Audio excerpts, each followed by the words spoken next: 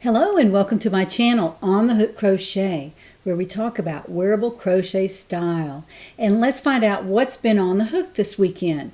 I hope you had a wonderful weekend. And this week that we're in now is Valentine's week. And coming up on Friday is Valentine's Day. So I hope y'all have a wonderful day, a wonderful week where you'll be sending and receiving cards, and your children too at school. I think they still do that. Send each other little Valentine's cards. I went on the web and I looked for the history of the day because I like to bring a little something to my videos when there's a holiday to kind of understand what the history is of the holiday. And I did find out that there are lots and lots of history about St. Valentine's Day, and there are stories that you can believe and not believe.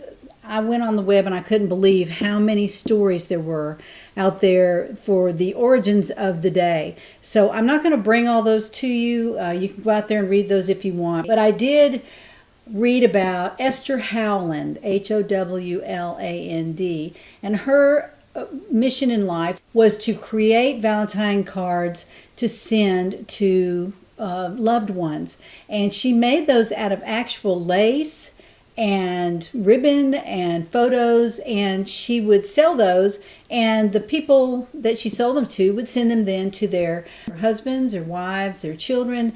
And that was back in 1840. So we've come a long way since then. It's been a couple of centuries, and we're still sending Valentine cards in the mail. So if you haven't done that, you can get it in the mail today or tomorrow, and your loved one will receive them on Friday. So I sent my grandsons all three a Valentine this year. I haven't ever done that. I know I should have, but I saw these in the store and I thought they were really, really cute, and so I sent them today. So they'll have those by Valentine's Day, and hopefully they'll remember their Gigi when they open the Valentine card. So I hope you have a wonderful week and enjoy your Valentine's Day on Friday. I hope you get some really tasty candy. Today I am wearing a red outfit in honor of Valentine's week. This is the melon yellow shawl done in the large pattern, and that comes in the actual pattern that I have out on my Etsy shop. But I'll show this to you. This was done in cotton thread, number 2 thread. Let me put my hand back here so you can see it. I wanted you to see that. It's really quite beautiful. I did it in the large size though, and then I put, back up here, I sewed a large red button on it so that I could wear it and it didn't move around. And I'm wearing it with just a light red wool sweater that I bought. We had a little bit of a cold snap and we had some snow this weekend. If you follow me on Instagram, you would have seen the picture of the snow out there, and we were just so excited. The snow was gone by 3 o'clock. All of the snow had melted, and that's a good thing because it was off the roads and it didn't really cause us any trouble. But I did enjoy the snow. It was so beautiful. My birds were just flittering around. They, I guess, enjoy it.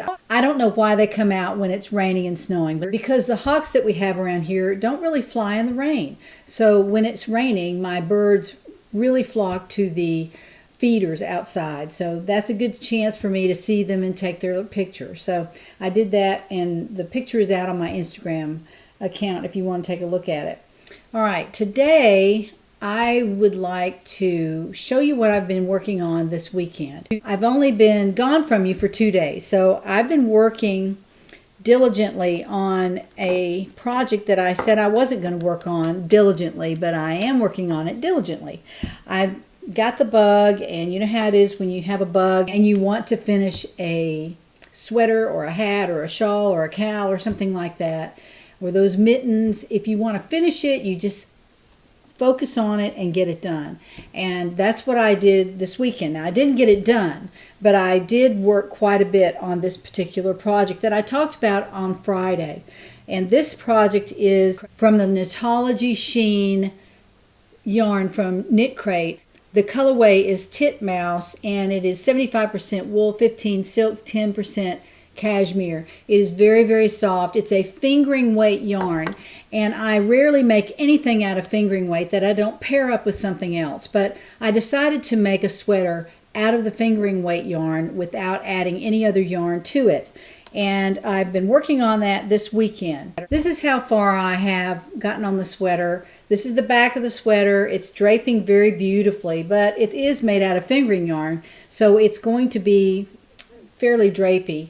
And this is what it looks like. It looks just like the scarf that I showed you last week. I love the way the colors play through this. They are so beautiful. It's not stripy.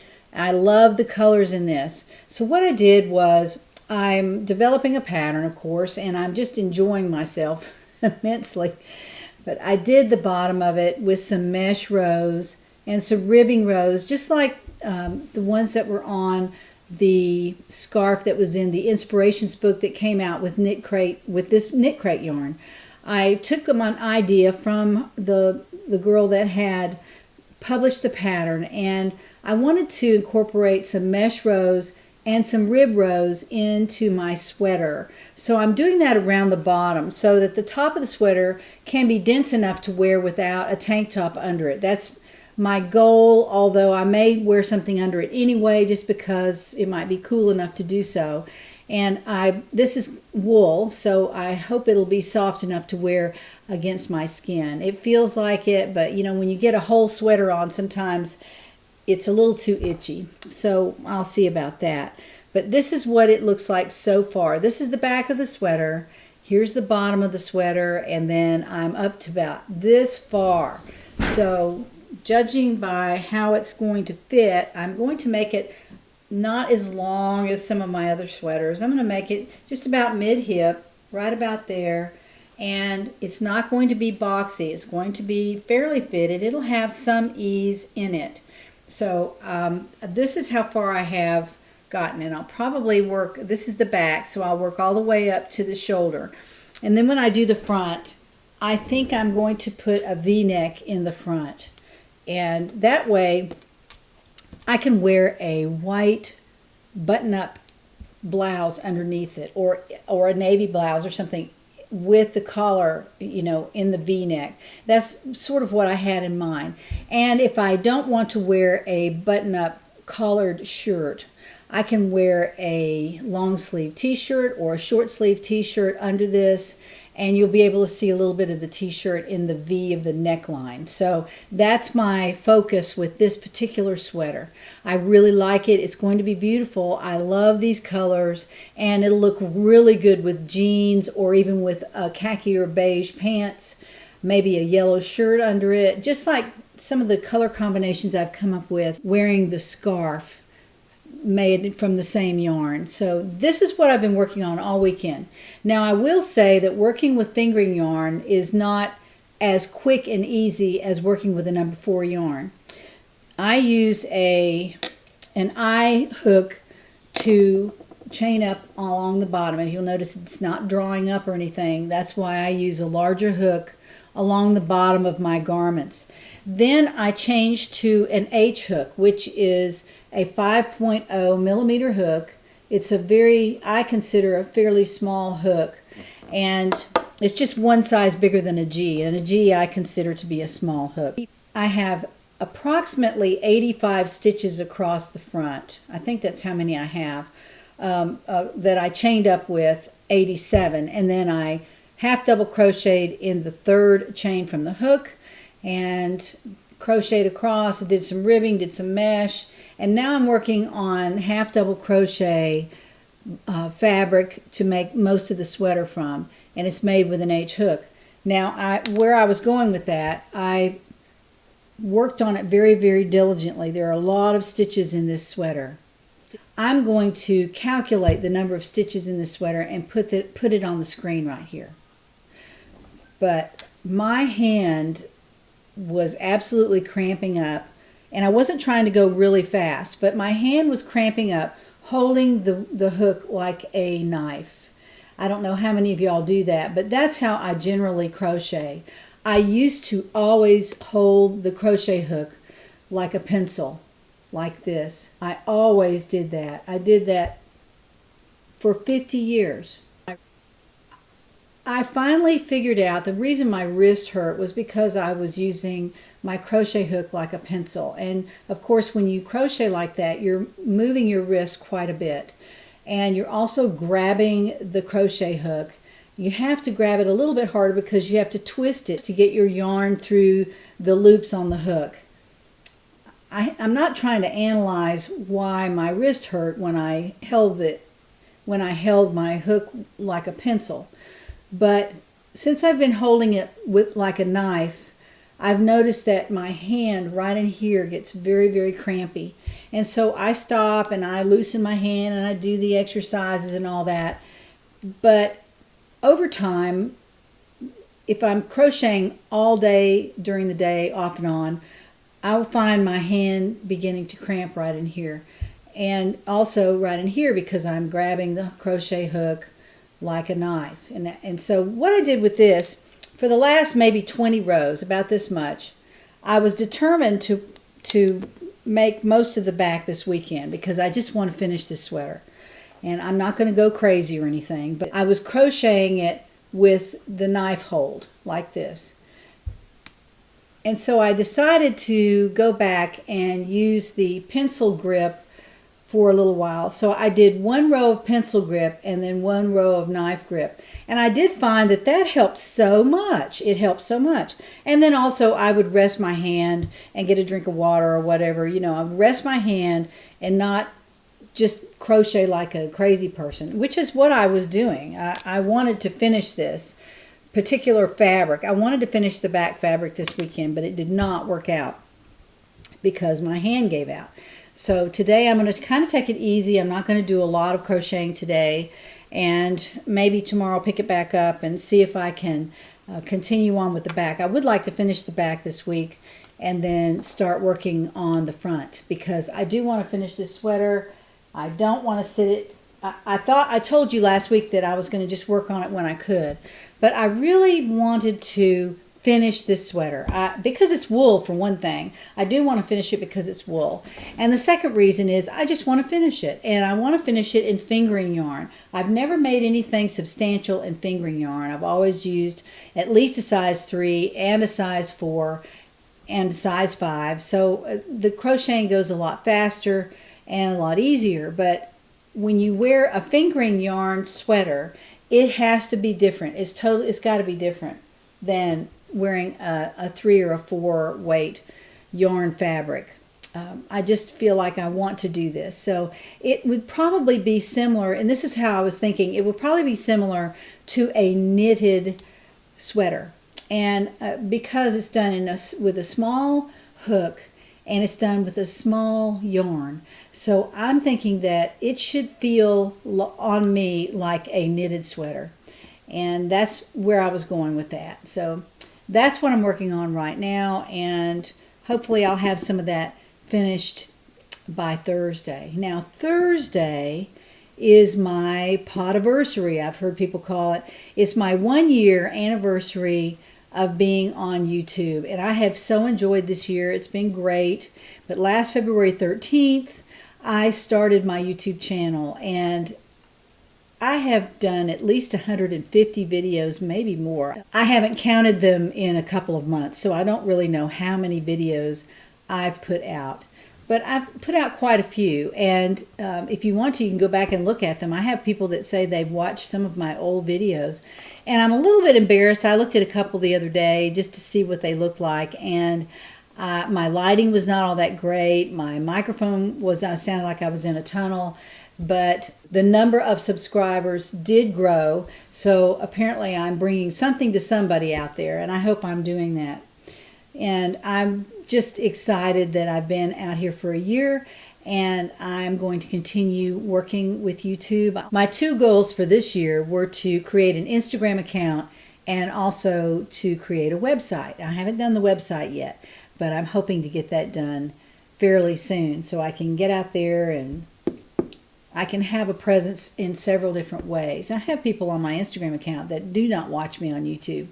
So it's kind of a cross-pollination of social media, and I didn't get in a hurry about that, but I want to go ahead and take care of that this year. So now I would like to do a giveaway for this week, and on Thursday I will be picking the winner. Friday, I'm going to take the day off, and I'm going to be doing something fun with my grandsons. So I will not be here Friday, and I want to do the giveaway winner video on Thursday, and that'll also be my 1-year anniversary, so that'll be kind of fun. I want to give away these things to subscribers who might be interested in working on some projects sort of like what I've been doing in the last year.